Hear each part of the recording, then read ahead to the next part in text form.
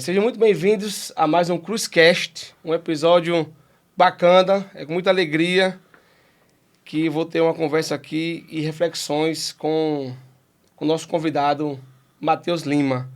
Antes de começar, quero agradecer ao nosso patrocinador oficial, a nossa Farma, que acredita no nosso projeto e torna possível a realização desse podcast. Muito obrigado pela confiança e parceria. Hoje temos a honra de receber um psicólogo, Matheus Lima. Seja muito bem-vindo, Matheus. Primeiramente aí, obrigado pelo convite. É um prazer aí estar falando de um tema tão importante, né? Entender assim o que está acontecendo com a nossa geração. Sou psicólogo, aí atuo na área clínica e organizacional. Venho aí fazendo uma pós-graduação também em psicologia positiva, pela PUC. E, de fato, eu amo entender um pouco mais do comportamento humano. Eu digo assim que eu gosto de geralmente dizer que nada realmente é por acaso. É tanto que eu também nasci no dia do psicólogo, então as coisas assim acabam se coincidindo muito na nossa vida. E quando você entende os sinais, entende os comportamentos, as coisas ficam bem mais claras quando você não tem ainda um propósito, ou tá construindo esse propósito, ou tá no caminho dele. Então, vai ser interessante aí trabalhar um pouquinho desse tema hoje. Você leva a sua vida dedicando aí a ouvir as pessoas, né, Matheus? Mas antes da gente entrar no nosso tema, quem é Matheus Lima?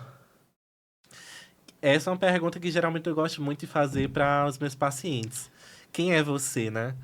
Então, a gente tem muitas camadas na nossa vida. Eu gosto muito de começar pelos valores. Então, quando eu penso assim em valores para mim que são importantes, é empatia. Gosto demais de trabalhar com pessoas. Eu vejo assim que aquilo que a gente consegue doar para o outro, naturalmente, sem nenhum esforço, acaba retornando para a gente também. É um conhecimento que você vai trocando de forma infinita quando você está diante aí de diversas pessoas com diferentes contextos, situações que você às vezes não imagina que o outro, né, passa. Então, a partir da empatia você consegue compreender. E para mim, um outro valor que é importante é a família. Meus pais, desde pequeno, vêm de uma base bastante humilde. Minha mãe, empregada doméstica, e meu pai, vigilante, não tiveram aí as condições, a escolha de realmente concluir uma escola ou entrar em uma universidade. Então, apesar de eu ser filho único, né, eles sempre assim dedicaram aí toda a atenção para que eu realmente construísse meu futuro através da educação. Comecei em escola pública e aí ao longo dos anos fui conseguindo bolsas aí por mérito. E aí é tanto que aos 14 anos de idade eu saio aqui de João Pessoa para ir para uma escola, residência no Rio de Janeiro, aos 14 anos, longe de casa. E isso tudo em busca de um futuro melhor, através de uma educação de qualidade. Claro, né, tudo custeado aí pela instituição, mas saio aí aos 17 anos com uma outra mente, uma outra visão de mundo, né? Uma perspectiva que eu jamais imaginaria alcançar na minha idade. Conhecer lugares assim que eu nunca imaginei. Passei pelo Pantanal, São Paulo, diversos municípios também do Rio, participando aí de Olimpíadas. Então, foi uma realização pessoal muito grande para mim. Eu digo que minha grande experiência de vida, minha grande experiência pessoal começa aí aos 14 anos.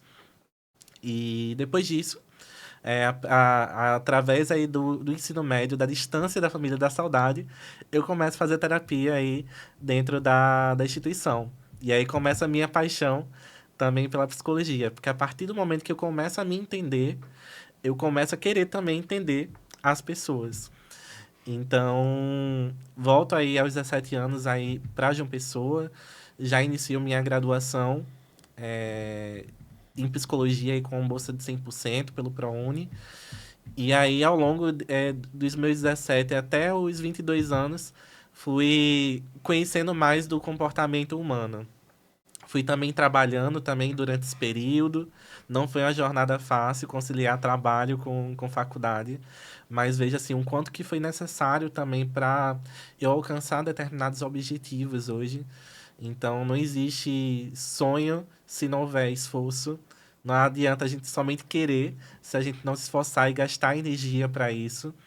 Então, eu vejo assim que essa minha dedicação foi muito resultado aí de alcançar esses objetivos. Não só entender aonde eu quero chegar, mas o que eu preciso fazer para chegar onde eu quero. E entender assim que em determinados momentos da vida a gente vê o objetivo e quer alcançar logo em seguida, né? A questão do imediatismo, né? Que a gente observa muito na nossa geração. Mas é necessário a gente passar por degraus na nossa vida. Não tem como a gente simplesmente pegar um elevador e chegar no último andar do prédio. Às vezes a subida é rápida e a queda também se torna rápida Se também quando a torna. gente não tem um planejamento. Então é importante que a gente consiga experimentar e vivenciar aos poucos esses degraus da nossa vida. Então, hoje eu tenho 24 anos, já faz aí uns 3 anos aí em média que eu me formei. Hoje já estou como supervisor também em uma empresa na área de recursos humanos, já atuando em paralelo aí com a psicologia clínica, também dando algumas consultorias também para jovens. E entendo assim que muito desses objetivos alcançados, desse propósito, vem sendo construído desde a minha base, desde a minha família. É claro que tiveram muitas pessoas envolvidas ao longo dos processos, ainda existe, né? Pessoas que eu me inspiro, líderes também que eu acompanho. Então, isso ajuda muito a construção da nossa identidade. Com certeza, isso aí. Você falou muito que gosta muito de ouvir, então essa foi sua escolha pela psicologia.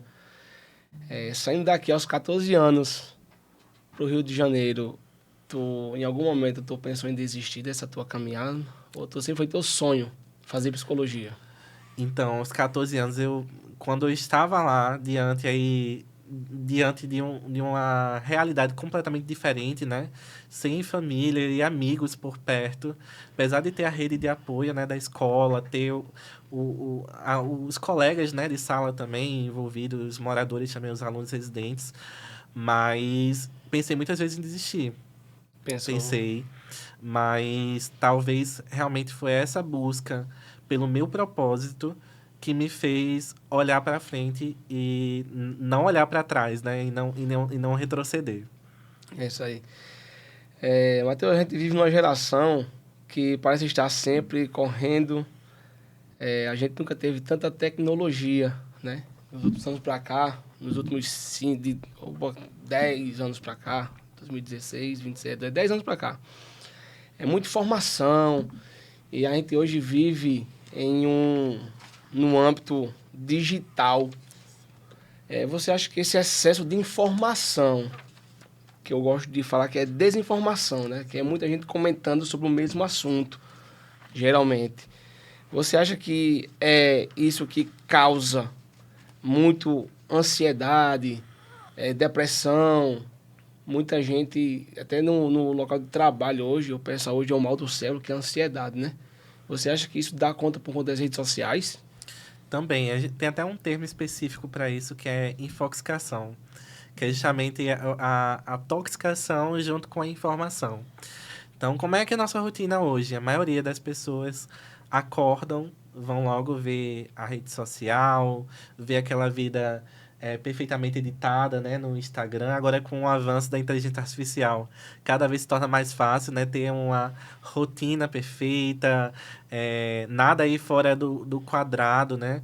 Então, a gente acorda, olha a rede social, olha o Instagram, o TikTok, depois pode acessar o LinkedIn, ver uma promoção que você ainda não conquistou. Então, às vezes, essas comparações também nos ajuda também a querer esse imediatismo, de querer alcançar logo. Poxa, eu estou com 25, 30 anos, porque eu ainda não alcancei essa casa dos sonhos, esse carro, ou ter finalizado aí os 50 MBAs aí para colocar no currículo. Então, a gente entra aí num excesso de comparações com vidas que têm realidades, contextos completamente diferentes da sua. Então, é importante a gente entender, de fato, aonde eu estou. E não olhar aonde o outro está. Essa é a dificuldade, né? É essa dificuldade. Então, relacionado ao trabalho, né, eu digo assim que até na minha própria pós, né, de psicologia positiva, que fala muito sobre a questão do propósito, diz que depois da pandemia, né, a gente teve aí uma crise sanitária, né, com a Covid em 2020. É, a gente também passa aí por uma outra crise também relacionada à saúde mental. Só no último ano foram mais de 500 mil pessoas afastadas com CID relacionado à saúde mental. Isso no contexto do trabalho. Então, a gente consegue perceber o quanto que a saúde mental ela vem impactando também na nossa saúde laboral. Se 2/3 da nossa vida a gente passa no trabalho, é onde a gente acaba criando a maior parte das nossas conexões. É, se esse ambiente não está me fazendo bem, ou eu não estou conseguindo me conectar, isso impacta também nesse sentido, nesse significado e nesse propósito que eu estou construindo para minha vida. Então, é importante a gente entender, de fato, as nossas emoções. Isso. Hoje, até as empresas vêm focando mais em olhar o comportamental do que a técnica, né? A técnica a gente ensina e o comportamental a gente Observa, né? observa, né? Então, é um dado bastante alarmante em relação à saúde mental, né? Isso falando aí do Brasil que está entre os rankings mundiais, mas se a gente for olhar o cenário global, isso realmente vem se intensificando cada vez mais e principalmente pelo excesso aí das informações que a gente tem diariamente. E aí Isso. eu até falando aí um exemplo, eu falei recentemente, se a gente fosse olhar há 25 anos atrás, se um parente meu tivesse falecido no ambiente de trabalho, eu não saberia de imediato por conta da dificuldade do acesso da informação. Isso. Então, se hoje acontecer, Deus livre, né, em relação a alguma tragédia, eu consigo saber no mesmo instante, através de uma mensagem, uma ligação. Então, o acesso de informação se torna muito fácil. Mas até onde se fácil, se torna também difícil, né, para o nosso dia a dia. Isso, justamente. Entrando aqui no nosso tema, Matheus, na sua visão como psicólogo, né? O que está adoecendo a nossa geração? Essa geração, uns chamam de geração Z, né? De 2000 para cá, 2010 para cá. O que está adoecendo essa geração? Na sua visão como psicólogo? Existem muitas perspectivas, né? Isso vem desde a base familiar, como também pode vir do excesso de informações.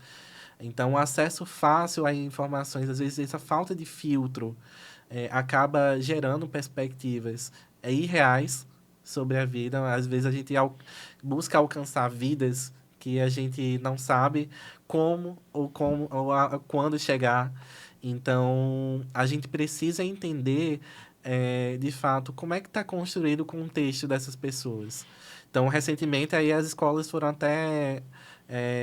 teve uma lei, né, em relação ao uso, né, dos celulares, que durante as aulas, os jovens, para terem a concentração, né, na aula, precisa largar o celular, né, deixar de lado.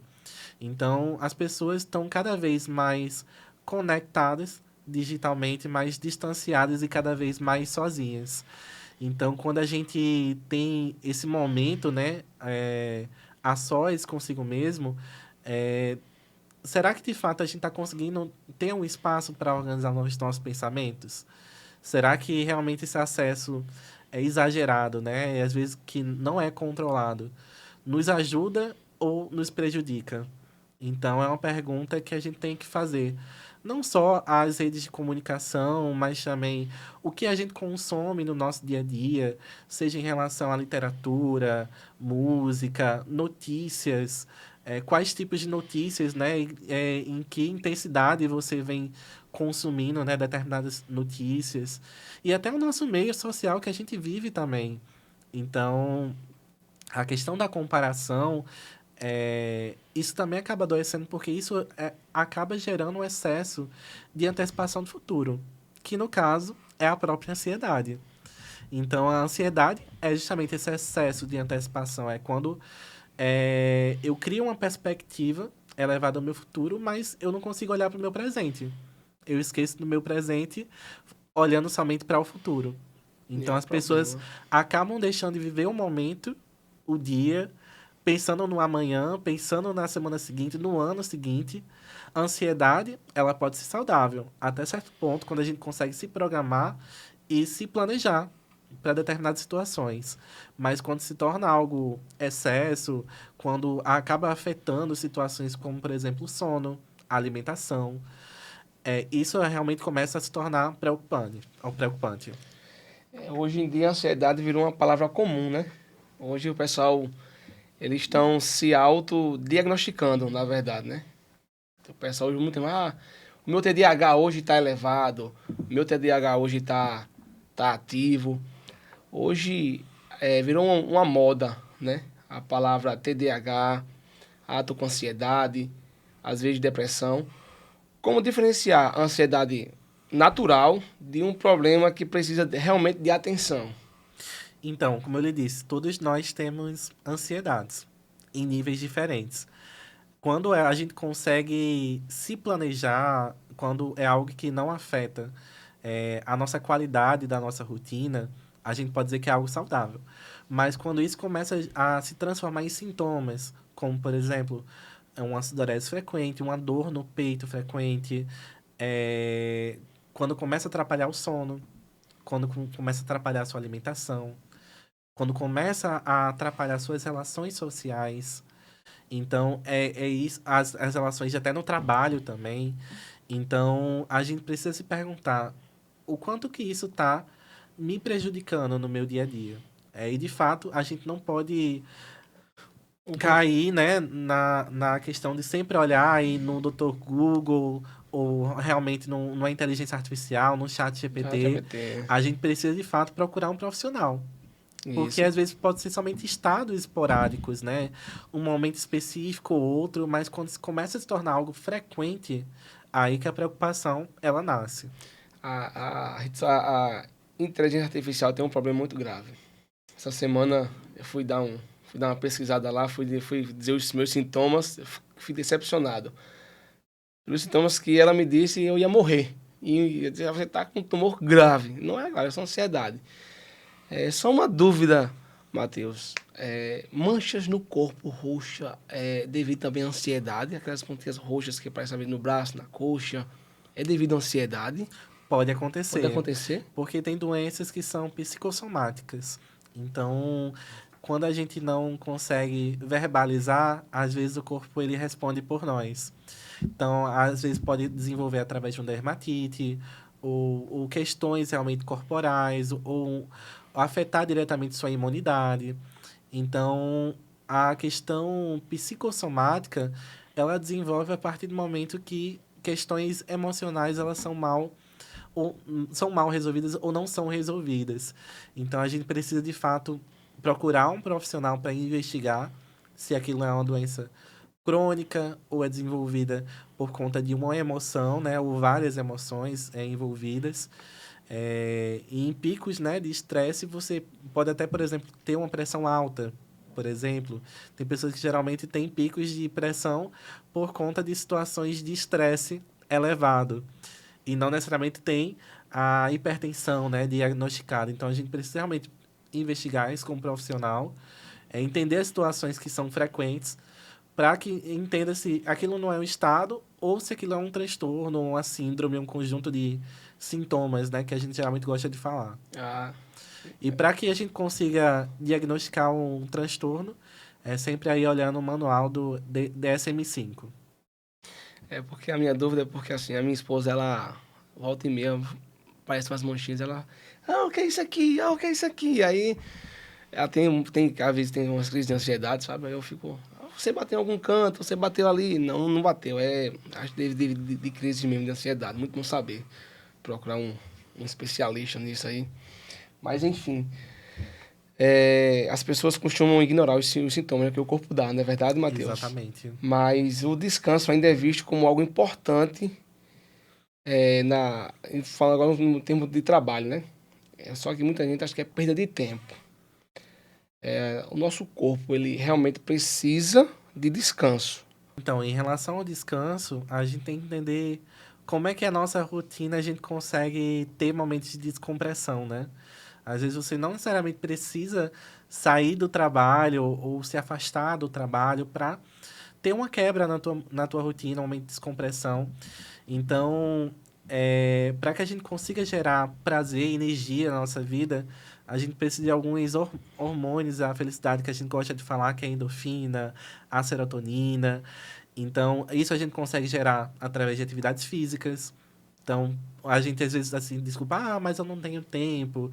Às vezes a gente pode colocar uma roupa na bolsa já no ambiente de trabalho e sair para uma academia próxima, ou fazer uma corrida, né, um ar livre, uma caminhada. Ter momentos com amigos também. Então, às vezes você adia tanto procrastinar, vou marcar um café com um amigo, esse café que nunca sai. Precisa ter iniciativa, né? Acontece, Mandar acontece. uma mensagem, tentar aí ter momento de descompressão com os amigos, com os familiares, conhecer lugares novos, porque às vezes você tá tão rotineiramente automático, né? Chegou o final de semana, tenho que arrumar a casa, tenho que cuidar dos filhos, por que não sair com os filhos de um final de semana? Ou para quem não tem filhos, né? Sair com um amigo que não vê há bastante tempo.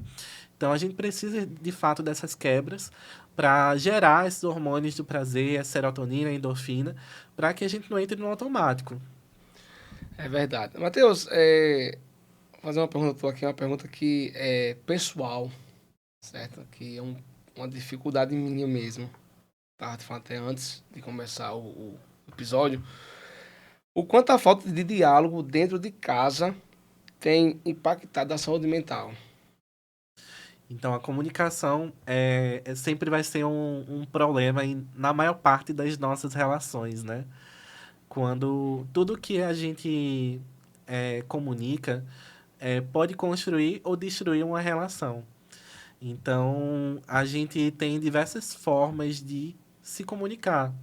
Tem pessoas que se comunicam de forma mais agressiva, tem pessoas que são objetivas demais, vão direto ao ponto, tem pessoas que precisam explicar um pouco mais de contexto, ter uma comunicação não violenta. Então, quando a gente não externaliza aquilo que a gente pensa, acaba que em algum momento a gente precisa responder isso através de uma ação. Então isso vai se tornando uma bola de neve interna que em algum momento acaba se dissolvendo, né, e gerando um problema cada vez maior, né? Então, aquilo que você puder falar, fale, não adie, ou se não se adiar, não adie tanto, porque isso de fato pode acabar destruindo uma relação. Seja uma relação no trabalho, seja uma relação em casa. Então, às vezes você entendendo, já conhecendo a pessoa, convendo, você já entende a forma como o outro já está recebendo a comunicação.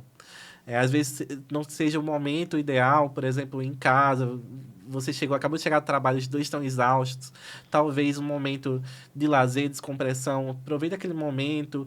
Às vezes a gente precisa ir um pouco pela beirada, não ir direto ao ponto, para falar aquilo que a gente está pensando, né? Então, às vezes é pensar no momento. Será que é realmente o momento ideal para eu estar tendo essa conversa?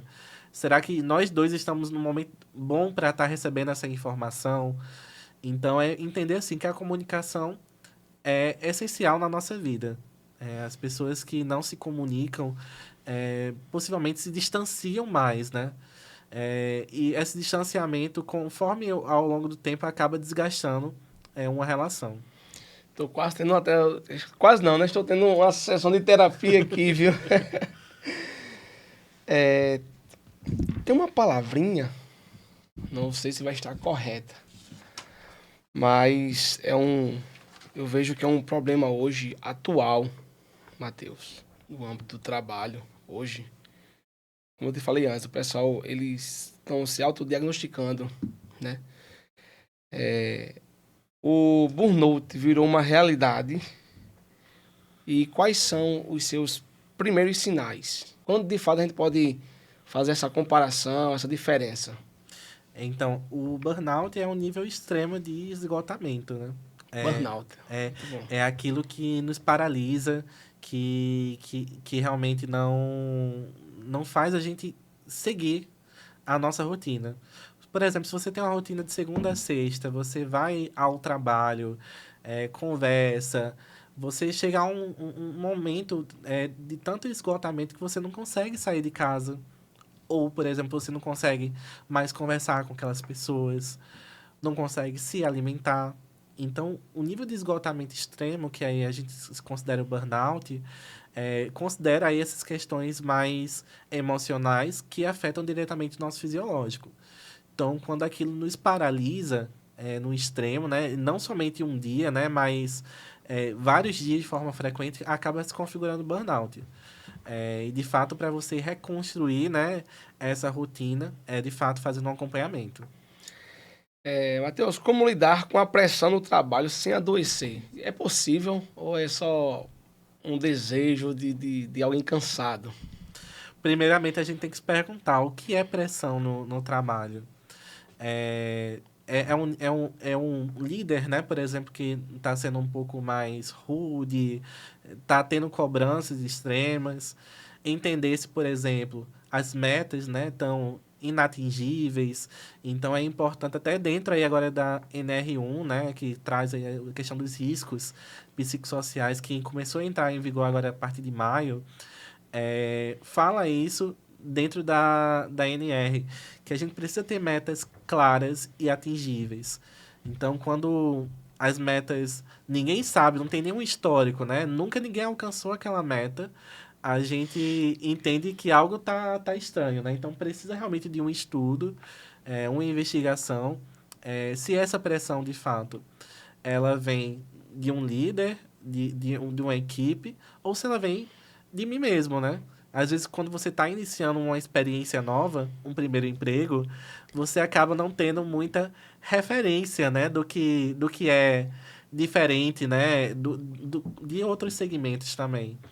Então, é importante a gente entender, né, se de fato aquele comportamento ele é comum para aquele cargo, para aquelas metas, né, que são impostas no trabalho, ou se é algo de fato que está no mundo das ideias e que nunca chegou a ter um diálogo, né?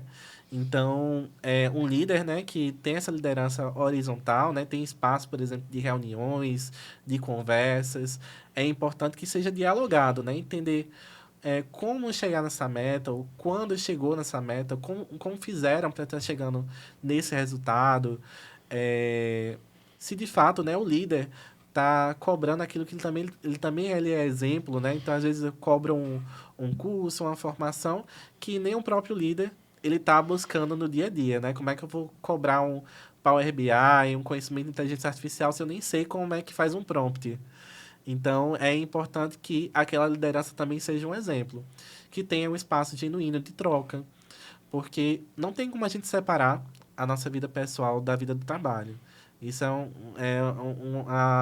uma irrealidade. Falar assim, de fora para casa, deixo meus problemas para lá, não tem como. A gente acaba é, levando, né, muitas dessas questões também do nosso dia a dia, da nossa relação familiar, do nosso trabalho, para um ambiente ou outro. Então, quando a gente chega em casa, às vezes a gente fala do trabalho, quando a gente chega no trabalho, fala das relações de casa. Então, é importante que a gente entenda de fato se aquelas questões estão relacionadas de fato ao trabalho ou também estão relacionadas à minha vida pessoal. Não tem como diferenciar porque é um só, né? É uma pessoa só, né? Então É um único ser humano. não tem como diferenciar, né? Mas você falou uma questão muito boa, Matheus, que também às vezes a cobrança é de uma pessoa que às vezes só tem aquela experiência teórica e não prática. E em teoria e prática, as pessoas hoje estão muito boas em dar opiniões, né? Só que não são opiniões construtivas. As pessoas hoje, eu vejo muito hoje, tendo um monte de trabalho, que hoje as pessoas sabem muito, as pessoas sabem tudo, as pessoas são os melhores, mas não praticam aquilo que falam. Não praticam. Então, eu vejo que a teoria é diferente da prática. Realmente. Isso é muito bom. Mas, Matheus, voltando aqui ao nosso bate-papo aqui, qual é o maior erro que as pessoas cometem quando fala sobre saúde mental? Porque se você for pegar os dados de 20 anos para cá, aqui eu tenho 31. a cada década eu acho que foi um problema. Antes começou com problemas respiratórios, cardíacos, e não é que acabou, né? Mas o foco hoje das políticas públicas, até hoje, até da mídia hoje, depois da pandemia, fez uma curva. Não é que não existe, tem. Só que eu estou vendo que nesses últimos 6 anos, de 2020 para cá, pós-pandemia, saúde mental se tornou o foco dos problemas. Então, Às vezes é a generalização, né? É como você até tinha comentado, né? Sobre transtornos que eu pesquiso pela internet. O antes, né? Era muito vista a psicologia, né? Como uma rede de escape somente para loucos, né? Colocando entre aspas. Então, a terapia hoje, ela é vista como uma válvula de escape positiva. Todos nós temos problemas e precisamos reconhecer. Tem um psicólogo que ele é americano, o nome dele é Adler, que ele fala que todos os problemas nascem com base nas nossas relações interpessoais. Então, tudo que aquilo a gente não se conhece acaba também afetando a forma como a gente não conhece o outro. A saúde mental, ela não fala somente das nossas questões neurológicas, né? Falam dos nossos comportamentos, das nossas atitudes. Então, a saúde mental, ela está integrada com todo o nosso ser vivo, né? Então, se eu não consigo ter uma mente saudável, né? Eu não consigo fazer um exercício, não consigo ser produtivo no meu trabalho. Então, todo o nosso movimento, inclusive, a gente está fazendo através do nosso cérebro, né? Esse nosso falar, essa nossa comunicação, a gente está fazendo através de estímulos, né? Neurológicos. Então, o nosso sistema nervoso, né? Central, a maior parte dele é comandado, a maior parte dele é comandado pelas nossas emoções. Então, a gente precisa, de fato, entender a saúde emocional como uma parte fundamental da nossa existência. É aquele combustível que faz o carro ele mover. Matheus, por que na rede social todo mundo é feliz? Ou é uma falsa felicidade, do teu ponto de vista? É uma realidade que a gente quer chegar, né? Quer alcançar. Conquistas, momentos, viagens, mas são recortes da nossa vida. Se a gente olhar uma foto, aquela foto tá falando de um momento específico, uma hora que eu passei, mas existe todo um contexto realmente por trás daquela foto. Teve um dia, teve uma reclamação que levou, teve um acidente que teve no caminho. Então, as coisas ruins, geralmente, elas são ocultadas, né? Da nossa vida. Assim como as nossas emoções também. Às vezes a gente oculta muitas emoções para acreditar que a nossa vida está andando bem. E aí tá tudo bem também a gente reconhecer que a nossa vida também não tá andando bem. Porque é a partir desse momento que eu tenho essa consciência que me faz correr atrás de alcançar aquele equilíbrio, né? A nossa vida nunca vai estar 100%. E isso é uma irrealidade. Mas as redes sociais acabam intensificando essa falsa sensação de utopia, que todo mundo está indo bem no trabalho, nas relações sociais, financeiramente. Então, 50% da população brasileira está hoje endividada, né? Então, a gente está lá utilizando, aproveitando os descontões, aproveitando em viagens, mas muitas vezes a gente não tem a saúde financeira para ir naqueles lugares. Estou utilizando aí o cartão de crédito até onde o limite der, mas na rede social está tudo bem. Matheus, faz 3 anos que tu se formou, né? Tu, no consultório, ouvindo as pessoas, assim, teve algum paciente, assim, que tu olhou e disse, eita, calma, eu vou absorver isso que eu tô ouvindo e praticar na minha vida pessoal? Tem, porque a gente aprende muito com as pessoas. A gente tem que ter uma visão muito imparcial dentro do consultório, sem julgamentos, sem comparações, porque aquilo que funciona para mim pode ser que não funcione para você, mas tem situações que de fato a gente acaba nos enxergando.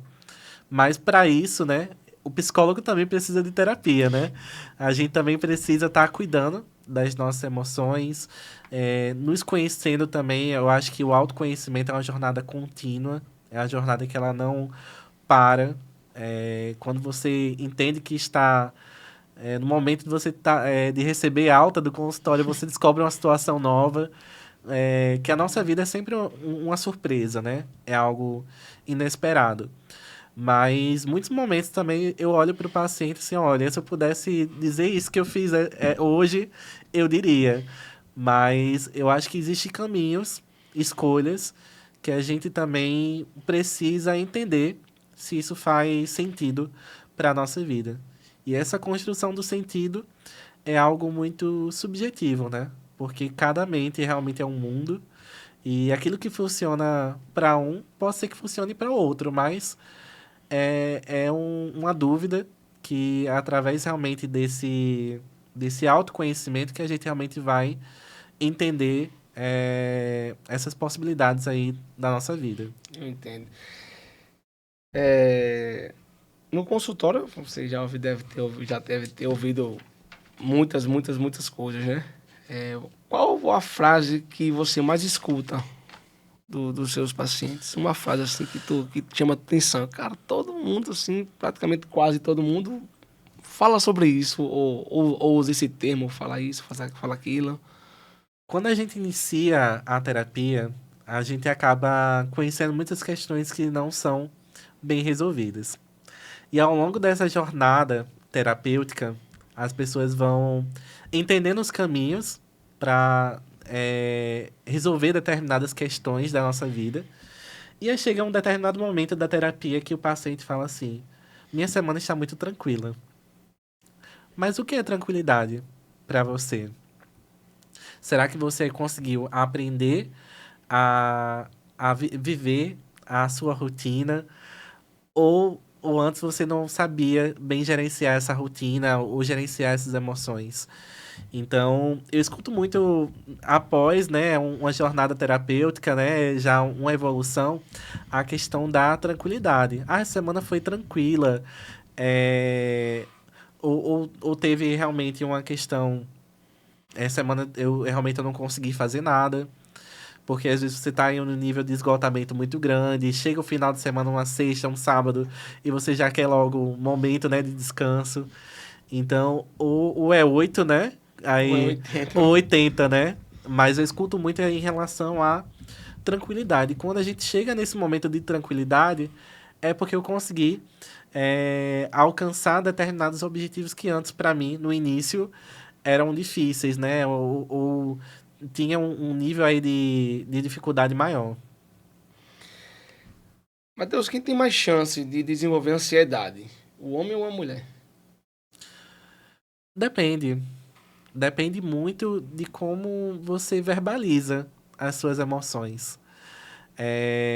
Até alguns dados, né, relacionados à depressão e ansiedade acabam trazendo um maior índice para homens relacionado à depressão, né? Tem uma maior taxa de suicídio, de assertividade de suicídio quando se relaciona a homens, porque tem já um certo tabu, um estereótipo de não falar das suas emoções, não demonstrar suas fragilidades, mas isso depende muito do nosso contexto, da nossa base, né, construída, da nossa identidade. Se você for uma pessoa mais extrovertida, você consegue falar com maior facilidade, né, das suas emoções. Mas quando você é introvertido, você acaba internalizando um pouco mais as suas emoções. Então isso depende muito da personalidade de cada um. Tem Matheus, assim, no teu ponto de vista, claro que tem, eu quero saber a tua opinião. Tem uma diferença a pessoa que sente demais e aquela pessoa que pensa demais? Você sabe, qual a diferença no nível de ansiedade Quem sofre mais? Aquele que pensa demais ou aquele que sente demais? Os dois estados geram sofrimento, porque tudo que é excesso acaba escondendo uma falta. Então, quando eu penso demais, o campo das ideias sempre vai estar lotado para abrir espaço para ideias novas, né? Então, quando eu penso demais, os pensamentos estão todos bagunçados. Eu não sei até para onde caminhar, né? Ou eu saio para o trabalho, ou eu saio para levar os filhos para a escola. Quando eu penso demais, é um excesso de informação que às vezes acaba gerando um desconforto, uma bagunça mental. Agora, quando eu sinto demais, é quando esses pensamentos eles já se tornaram somáticos. É quando eu começo a sentir dores, quando começo a sentir desconfortos, quebras nas rotinas. Então, eu digo assim que o pensar, ele mora no campo da percepção. Já o sentir, ele nasce aí a partir das emoções e sentimentos.